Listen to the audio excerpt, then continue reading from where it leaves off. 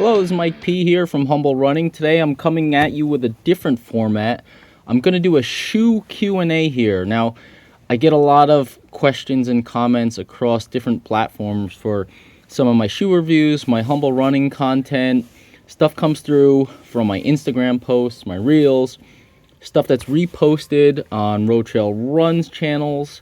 I have the Road Trail Run website where I'm also doing written reviews, full video reviews on the Road Trail Run YouTube channel. Again, like I said, my own Humble Running channel, different shoe stuff there, ABC testing, also different types of running content. So I thought it'd be fun and interesting to kind of collect some of those comments, some of the questions that you may have, and then throw them together in a little video here. So I'm just going to read them off one by one. I collected a few. They're in no particular order.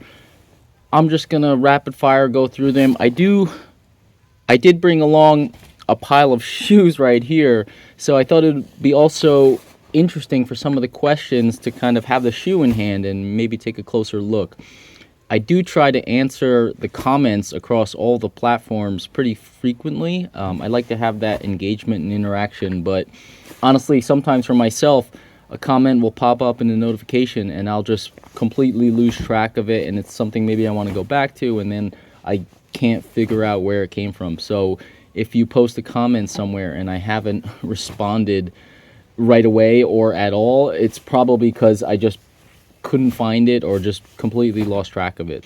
I'm going to try to do a better job going forward if I continue with this format of collecting comments, maybe when I see them that they're interesting and I think that people would want to hear about them across the different platforms. So I could put all the kind of Q&A stuff in one spot so people are not hunting around for the same information in kind of different places. So let's jump right into it. The first comment I have comes from Luis Felipe 1495. One more great review. Thanks. I'm a lighter runner and still thinking which of these shoes I will include in my rotation in combination with the Prodigio Pro. Prodigio Pro is coming out shortly. I have the good word. There's a shipment in. It's on the way. Please don't hassle me for when it's coming out. I know everybody wants it. Anyway, I like what you said about the Enduris and the Adapt. Do you think the Adapt support in the middle can bother my flat, thin feet? This is something that I talk about a lot in my reviews. I'm not sure mechanically, like if you have a true flat arch, I'm not sure what's the best type of solution, whether that be a flatter shoe or a higher shoe. I kind of tend towards a flatter foot, not completely flat, but I don't have one of those really high arches that I know some people have. So for I would say more on the side leaning towards a flatter foot. I do prefer some contouring under the arch. I'm wearing a Topo shoe right now, Topo Pursuit 2, and Topos generally have that little contour bulge under the arch, and that's something that I like. And I know there's runners out there, anything sticking into your arch you don't like. So if you pay attention to the reviews, that's something I'll generally mention. Looking at the Adapt, I would say this feels pretty full under the arch, but your heel stays elevated. The profile underfoot of this shoe it's a high stack shoe, but I think both through the midfoot and through the rear is high. So your heel and arch are supported and elevated, and I feel like in this shoe, the ball of the foot is just a little bit lower. You'll feel it under the arch, but your heel is also up, so it may not be such a direct protrusion in the middle of the foot with this shoe.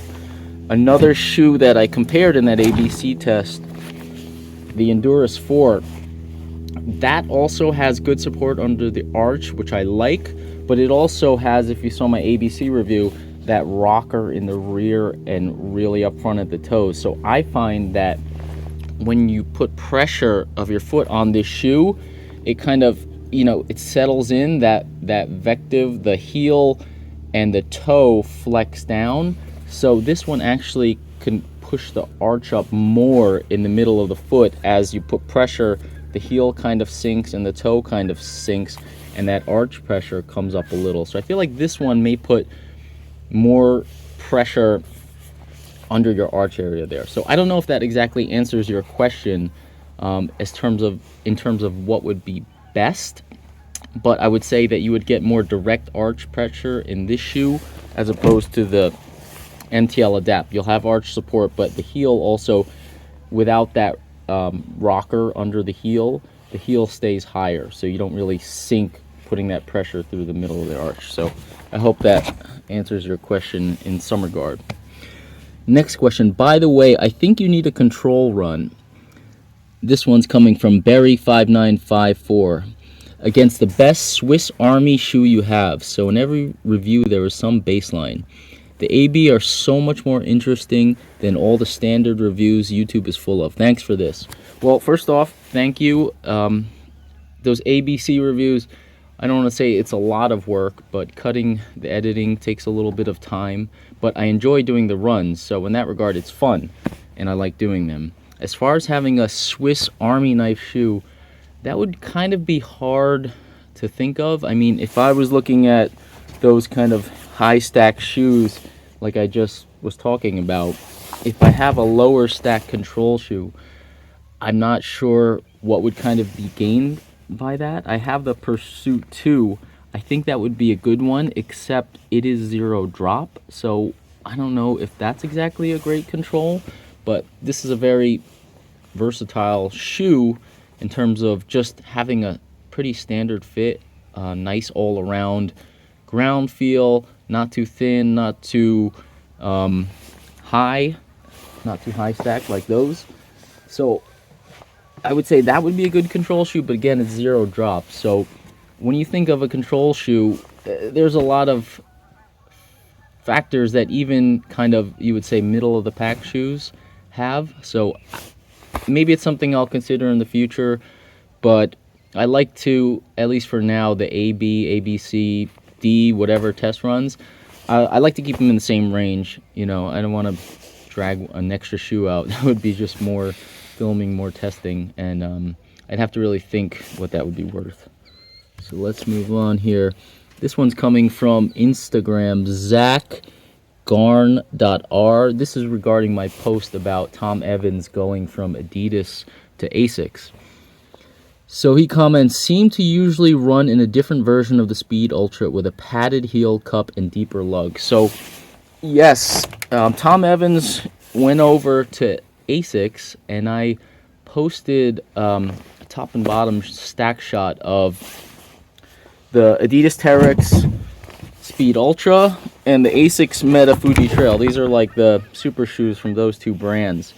And I'm just wondering, is he really going to run in this shoe? Because in my testing of this shoe, you know, these two shoes are both lean heavily runnable terrain, but this one is so high and very, you know, they're both narrow in the heel, but this one feels very unstable for sure. And you have I put both of these shoes on foot, and this one seems way higher even than this one.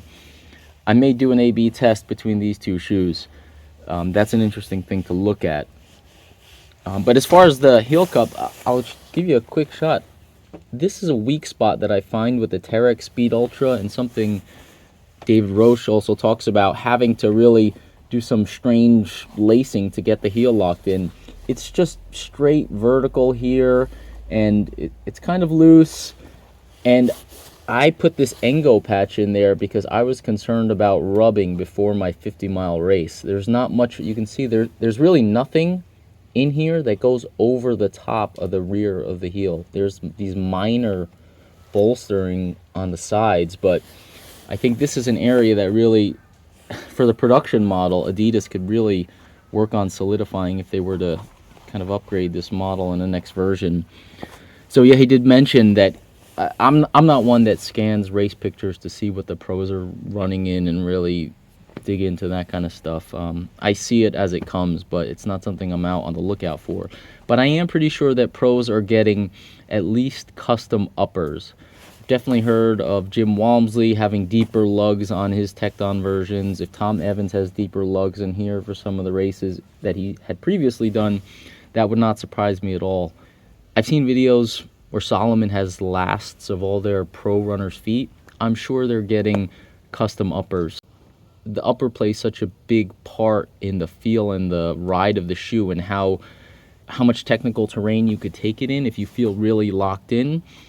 I would imagine it's totally different for the pros. So just regarding this shoe, yeah, you know, I've actually looked, because this struck me as being the weak spot of this shoe, the heel area. And I have seen pros running seemingly in this exact model. But if a big time pro in their lineup had a problem with heel hold or comfort or anything, I'm sure they could do something different for them. So yeah, Adidas Terrex shoe is great, fantastic runnable terrain, but maybe just help us non-pro runners out with a heel in the stock model, please. Okay, moving on. Just further down in that same post, I hear the Metafuji is super tippy. I hope Tom can help them develop that shoe a little more and make it more viable on all terrain. Lots of tricks available to help bring stability to these super foams on trail. So yeah, that's something I just did talk about. The forefoot stack is so high on these. I will have to maybe do even a quick A/B video on here. I put this one on one foot and the Terrex on the other, and I felt so much higher on this one. And the heel, almost, you feel like you'll fall over backwards. It's so loose. I mean, this shoe, you need to be on the forefoot in the shoe. Need to be, no questions asked. So the Terrex, you know, it's better on the forefoot, but you have some viability to landing around the middle, not necessarily always on the heel. You get a little more safety or flexibility with this one. This one I feel no, especially given how soft it is and how high it is. So I just watched a video. Tom Evans ran the Arc, I think in the regular Trabuco, not this one. So maybe they have something else in the works. We'll see. Next one about the Catamount 4. Run Fitzy Run asks, what distances do you like this one for, and any shoes you'd compare it to? Thanks in advance, man. Catamount 4, this is one of the shoes I had in the You Pick My Race shoe series there. I've seen Mario Mendoza last year at Kodiak ran 100K in this shoe. I think that's probably a good distance for the shoe. Probably 50 miles down to 50K in this shoe on runnable terrain. Of course, the lighter you are and the more experienced you are, the higher you could take it. So 50 mile, 100K range in this shoe. It's not a super soft midsole. It's very responsive and fast shoe. I think most general runners would probably want a little bit of a softer feel when you're going past 50K. So I would say if you're looking for a super shoe type ride with not a super shoe type price, the Catamount really hits it in the 50K range, up to 50 mile, I would say, for the general running population. Great shoe from Brooks. Moving on. This one goes for the Enduris. Do you think the Enduris is in the same category as S-Lab Genesis and Prodigio Pro you compared the other day? Got my Enduris here. I do have a Prodigio Pro and the S-Lab Genesis. The question is, I don't think they're in the same category. This is more of a distance shoe. As far as cushioning, you have more stack underfoot. It's not as soft as this one. There's definitely more stack, less ground feel than the S-Lab Genesis. So I think this is a great distance training and potentially racing shoe for the majority of runners. The Pro 3, price-wise and feature-wise and carbon plate-wise, may be too much for a lot of runners, but I think this is really a great sweet spot because you have that cage in here, plastic type of cage, not the carbon fiber plate, but it does give you an efficient feel. In my test runs, I just feel like it just wants to hit the same spot and go, and I think that's what a lot of runners are looking for, just locking into a nice ultra distance pace and essentially not worry about anything. It also has that nice wide platform. It's super solid in pretty moderate to technical terrain. I wouldn't go too crazy.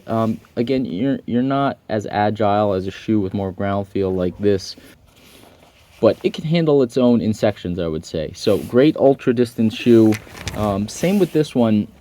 It's softer, it's not plated. This is a great shoe. I love this ride. I think a lot of runners are going to like it for very ultra distances, but they might want to have that protective plate in there, especially if you're in rocky terrain. The softness without the plate, some people are used to having a little bit more protection underfoot, so they may be more comfortable running in this one. But if you're perhaps lighter, efficient, maybe faster runners, you can get away with a little bit less of that. This is a great shoe. Again, I compared both of these in a straight up A/B test. More precise ground feel in this one, softer, better for distances in this one, but again, it all comes down to experience. Pros are taking this shoe 100 miles, so in a sense comes down to ability level for a lot of different shoes. Hope that answered what the question was. Okay, now we're talking about hDrop. I came up with a couple more questions during my run today. This is from RMS, bunch of RMSs there. Did you have any slippage, complaints about wearing the device during the race? Is it possible to set real-time alerts on hydration or sodium via Garmin watch, preferably the phone app? This would really be desirable during a long event and a bit disappointing if absent. So I've got the hDrop here. As you can see, this is not a huge device. It's about the same size as the Coros armband. It's a little bit thicker, but I position it. It works best on my outer arm, just above my bicep, just below my shoulder. You know, if you think your bicep's going to be a bit bigger and then it kind of narrows before your shoulder, it sits in that spot, and I place it and forget about it. Even if I'm wearing a t-shirt, if I'm layering some sleeves over it, I just put it there. I don't even think about it. I don't have to adjust it. I really don't even adjust this because it's kind of loose enough where if I straighten my arm out, I can slide it up over, and then once I get kind of in my running position, it's there. So no problems with fit, no problem with slippage. Never adjusted it mid-race or mid-run or anything. As far as the alerts, it does not give you, say, drink 2 ounces now. You can't really set that. I'm not sure if that's in the works for them. They do give you your total fluid loss, they give you your total sodium loss, and they also give you your sweat zones graph there, so you can tell if you're overly diluted or overly concentrated with sodium. So again, you want to try to be in that middle zone of the graph there. That's kind of your guidelines. It's not telling you specifically how much to drink. I think there's a lot of, you can get plenty of Garmin IQ apps. I think once you learn using this app how much you want to drink, say for a target event or a workout, you could probably program into one of your fueling and hydration IQ apps or on your phone, something like that, pretty easily. I see the value in having it come from here, so it would kind of be variable based on your effort on that particular run. It's just not a feature that they have right now. Further down, another question. Very detailed, thanks. Oh, it occurred to me, did you factor in how much sodium you were taking during the race besides bicarb? This was something I talked about when I did my full break. I'm in the sun here. It's hot. When I did my hDrop breakdown, this is something that I talked about. I didn't pay attention too much to how much sodium I was going to take in the race because I knew I was planning to have bicarb, and I knew from experience that was high sodium. I also knew the race was going to be only 3 hours, so I knew I'd have a ton of sodium in me from the bicarb, and I also was taking those scratch drink mixes. I had the gels. I knew it would be enough not to worry about for 3 hours. Like I mentioned in my analysis, when you fall behind on sodium or hydration, if you're in a longer ultra, that's when things compound. If the race is shorter, you can probably get away with a little leeway because you're not really burning through everything in that amount of time. That's going to vary on your effort level and the distance and duration of the race, of course. But in this particular instance, no, I did not keep track of sodium, but I do have a couple of 100Ks planned for this coming summer, and that is something I will pay very close attention to. I will try to hit my sodium milligrams per liter fairly close to what I'm seeing in my testing. So, moving on, where are we now? Again, another one with the hDrop. Cool test. Thanks for sharing. How are you finding the hDrop day to day? I had the first version of another hydration sensor, and honestly it felt like a random number generator to me. And one other thing, did you dry your hair? You have a super impressive head of hair. I could see that holding a couple ounces of fluid right there. We'll address the hair issue. Yes, I did. There's a lot of volume up there. This is why I like bucket hats, and I need a high crown trucker hat. I'm just not trying to be stylish out there. I need it to fit my hair in, okay? Yes, when I did that sweat test, I wear a headband indoors on the treadmill, not when I'm running, because again, my hair is black, so if I'm running out in the sun, it gets hot. I like to have something white on my head. But indoors, I wear a buff headband, so I did towel off the sweat around, the base of my hair before I did that. And yes, it can hold a fair bit of sweat. How are you finding the hDrop day to day? I find it rock solid.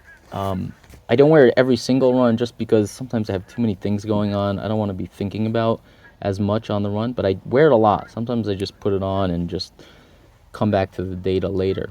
So I would say I have at least 20 to 30 runs, I'm guessing, using this. And I could think of maybe 2 or 3 times where it felt really far off. And those were times like maybe a day like today, not like today actually, not a blue sky, a cold day where it's cloudy and there were snow flurries or on the edge of raining. And just a training run, I'll wear a base layer, I'll put my vest on, and then I'll throw my Ultimate Direction shell. That one I kind of like because it's waterproof and it has a really nice hood with a nice brim. So I'll wear that, and definitely sweating a lot inside the vest. Inside the jacket, excuse me. I feel very clammy in there. So those are ones I would see like 45, 50 ounce per hour, which seems excessive being that those were not high effort runs, but I was overdressed for that temperature just because I'm training. Like, I don't want to be cold. I'd rather sweat a little bit and not be as efficiently dressed as possible, if that's a way to put it. So I'm not entirely sure. I did see maybe a handful of runs with high readings, but at least 90% it seems spot on to me with my perceived rate of sweat based on my perceived rate of exertion. So very accurate. Love it. I'm going to use this. I'm going to continue using this all the time. Let's move on here. Prodigio Pro sizing. Hey Mike, so your shoe is a 43.5 euro size. I'm trying to figure out my size. I'm a 10.5 in Hoka Speed Go, so thinking I might be 11 or 11.5. They have it. Okay, we don't need to go through the whole numbers there. This one's coming from Adam.L.S.Wilkins. I have this shoe in a 10.5, and it fits me very perfectly. If you look at that A/B test run, I talk about more of the sizing compared to the S-Lab Genesis, but I typically run between either a 9.5 and a 10 in most brands. I'll go 10 if the shoe is an ultra distance shoe, but I'll typically go 9.5, and then I'll vary my socks based on how much space I need or want in a particular shoe. So this being a 10.5, I wouldn't go down to a 10 in this. So this is a Euro 43.5, US men's 10.5, UK 9.5, if anybody's over there. In my Tecton X, now this is my 10. I got a 9.5 at REI because it was on the discount rack. So I got that, and I figured it's a great shoe. I would wear it with thin socks, just to have it. So this is a 10. It's listed at an EU 44, and I find these equivalent. So I go up to the 10 in the Tecton X3 and the 10.5 in the Prodigio Pro, and I find this sizing equivalent. I can run, and I do have a 9.5 in this one, but I have to wear thinner socks, and I would not wear that 9.5 in a longer distance ultra. I could potentially go with a 10 in this, but again, I wouldn't want to do that in a longer distance ultra. I would probably have to wear thin socks, and probably that would work fine. So definitely a half size up from my larger size in the Prodigio Pro. Most shoes I'm typically 9.5, I would call my true to size. let's move on here. I've heard you say the Prodigio Pro is roomy in the toe box. This is coming from the same num 5437. Would you say it's kind of middle of the road roomy between how Salomons are narrow and Topos are very wide? Is this a good in the middle of those two? So the Prodigio Pro, coming back to this one, this is quite a nice width right at this spot across the forefoot. I would say it's similar to the S-Lab Genesis, which is one of Salomon's wider shoes. This one is a touch wider at this spot than the Salomon shoe. Again, I'm also testing the new Ultra Glide, S-Lab Ultra Glide, and that shoe has a more normal, I would say, Salomon foot. It's kind of narrower, less volume over the top. So this one definitely more space. I think you mentioned a Topo. Topos are very wide. So I have the Pursuit 2 on my foot here. This is one of Topo's kind of narrower, more streamlined models. Really like this shoe. For example, like the Ultra Venture has more volume, and it's even, I feel, wider. Even the Mountain Racer 3 is probably a little bit wider than this shoe. But this is probably equivalent, again, at that forefoot spot to the La Sportive, to the Prodigio Pro here. What Topo does differently is they maintain that width coming up to the front of the toes. So if your feet really, your toes really spread out, you know, you'll know that you like Topos. This one kind of narrows a little. For me, like, I don't have a crazy wide foot. I just like to have the space. So if it's wide here, I'm generally good. If it kind of narrows here, not to sharp points, not for me. Don't get that. But this one's nicely comes up in a rounded fashion. So this is perfectly good for me. With Topos, you'll generally, that will round out to the toe later on in the shoe. So that's the difference with the Topo shoe. Moving on. Have you ever thought about doing the same text test between Prodigio Pro and Tecton X3 or Vective Pro 2? They are all super high performance shoes. Congratulations for the comparative, never seen in real time with both shoes on. This is coming from Lie Burner. Thank you very much. Yeah, when I watch shoe reviews, I like to see the reviewer at least running in the shoe. You know, I want to believe what they're saying. So if they're talking about one shoe versus another, to me it makes sense. Hey, put them on your feet and take some video. At least it's interesting. You don't know what's going to happen. So I'm glad that you appreciate that type of review. So comparing the Prodigio Pro again to those shoes, I don't think these have more stack underfoot. I think these are true, say, 100K to 100-mile shoes, just because they have a lot more stack underfoot, and they do have the carbon fiber plate. This is different because it is a super shoe. It is a super shoe at a lower price, but without a carbon fiber plate. So it does add, I don't want to say it's necessarily slower than these shoes, because you do have a more efficient, lighter weight in these. But aside from the propulsion of the carbon plate, it does add protection. So in a longer, say 100K, 100 milers, the plate is going to protect your foot a bit on top of just giving you that efficiency. So these are close in class, I would say. It may be worth a comparison, but I would say, again, you're going to have a more ground feel for sure in this shoe than those two shoes. So if you want ground feel, you don't like the firm plate, you don't want to feel like your foot is hitting the ground and you don't know what's going on under there. Maybe you like that, you don't care, you just want your foot to be in good shape at the end of the race. That's when you would lean towards these guys here. But yeah, again, it could be worth a comparison, but those are kind of the aspects that I would be thinking of. Am I losing a lot of protection? Okay, maybe in an A/B test and be like, oh, this is nice and light, it feels great, but maybe 100K in, I may be like, oh, my feet are getting a little sore. Maybe I should have gone with one of those. I don't know. You know, it all depends. Could be worth a test. Let's see. Thanks, Mike. This was the comparison I was looking for. Although now even more undecided as to whether to stick with the S-Lab Genesis or try out the Prodigio Pro ahead of my 100-miler this year. I might actually end up taking both with the PP as my drop bag option for the second, more runnable half of the race, when I'll probably appreciate the extra cush too. How do you think the Prodigio Pro would do at much slower paces walking towards the end of a long race? This is coming from Frozen Jug Band. So that's a thing that people ask about.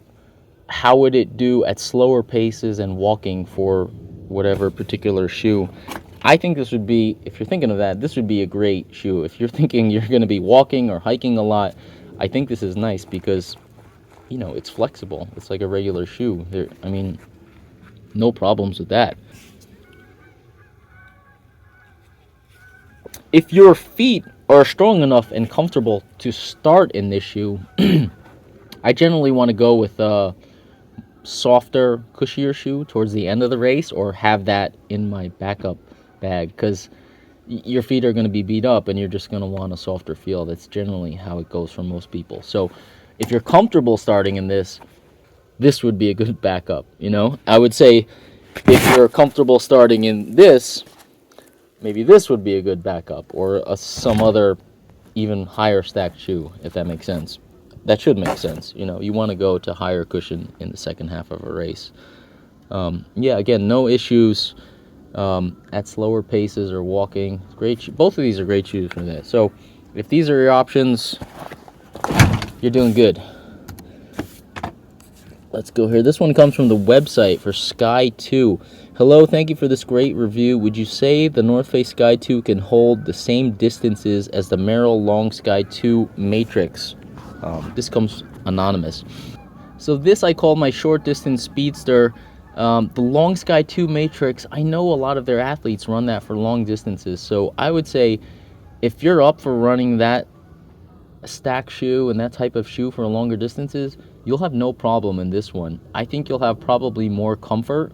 That's the shoe I forgot to bring, the Long Sky 2 Matrix. But with that shoe, the heel is something, that one and the Skyfire 2, I feel like it's very firm on the inside of the heel cup of those shoes. So that gives me personally a little worry about that shoe.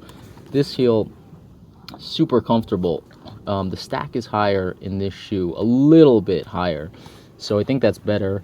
The carbon fiber plate, I think this shoe is a more efficient shoe. It gives you a little bit more pop. The midsole is a little bit more responsive than that Long Sky 2. Uppers are comparable, weight is comparable. That shoe is very flexible. This shoe, again, I twisted this in one of my posts. This shoe is very flexible, but it does have that carbon kind of rigidity, a little bit, impulse there. The Long Sky 2 doesn't have that. It feels like it's a little bit looser, more ground feel. Your foot is getting in more on the action there. So, yeah, definitely. If you're comparing this to the Long Sky 2 Matrix, they're in the same ballpark. I would say this is a better shoe. Here we go. Last one we'll go with here. This is also from Anonymous, maybe not the same person. How about the Cat 2-3? Specs of the Sky seem a bit closer to those two than the 4. Would you all feel that the Sky 2 is as protective as the Cat 2-3? Thank you. So I did answer this one here. I put that up on the screen. That was actually an interesting comp that I hadn't thought about.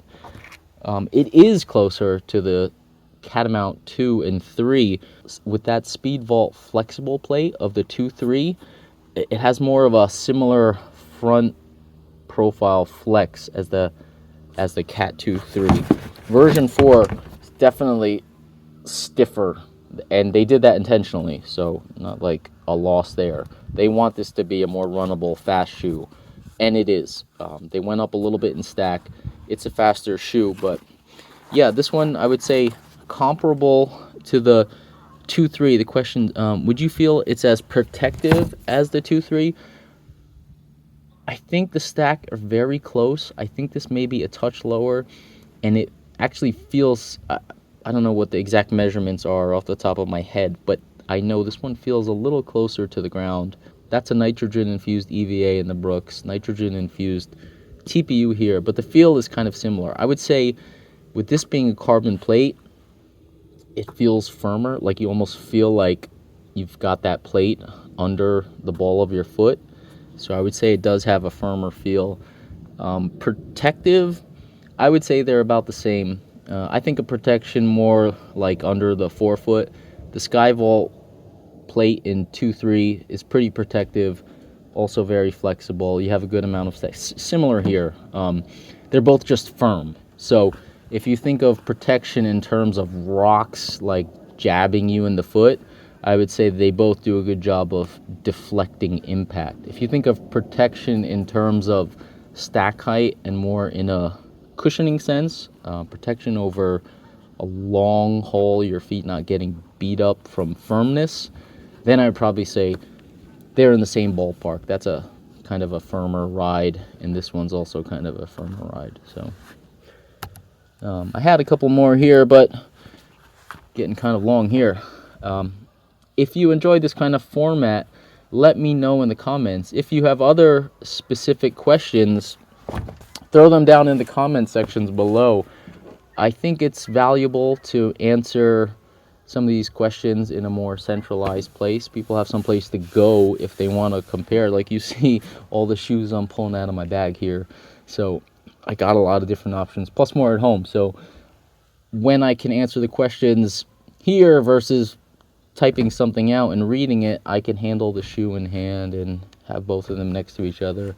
I think it's more informative. So I hope you enjoyed watching this. If you like more of this, again, leave your questions and or comments below. Thank you very much for watching, and have a great day out there.